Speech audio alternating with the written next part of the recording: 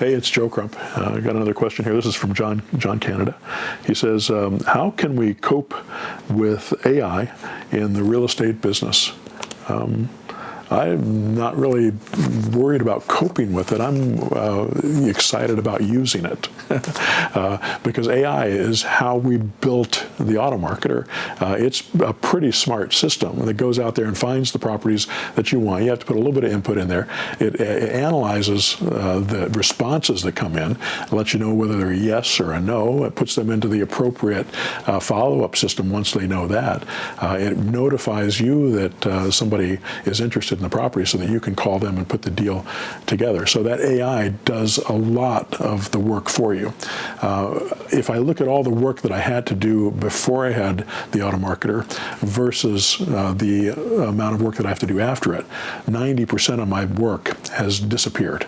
The other 10% still has to be done, and I have most of that done by outsourced workers. So I'll have somebody working for me as an admin person, somebody working as a buyer finder, someone working as boots on the ground, and sometimes working as a seller finder as well.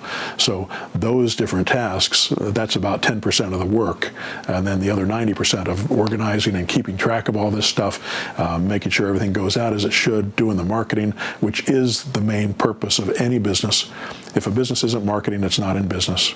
So marketing is the main function of a business. Nothing happens in business, as Peter Drucker said, until a sale is made. So, and marketing is what drives those sales. Everything else, besides marketing and innovation, is an expense.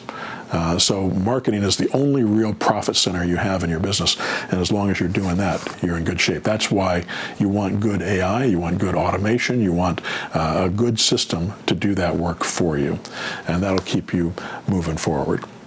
All right, hope that answers the question.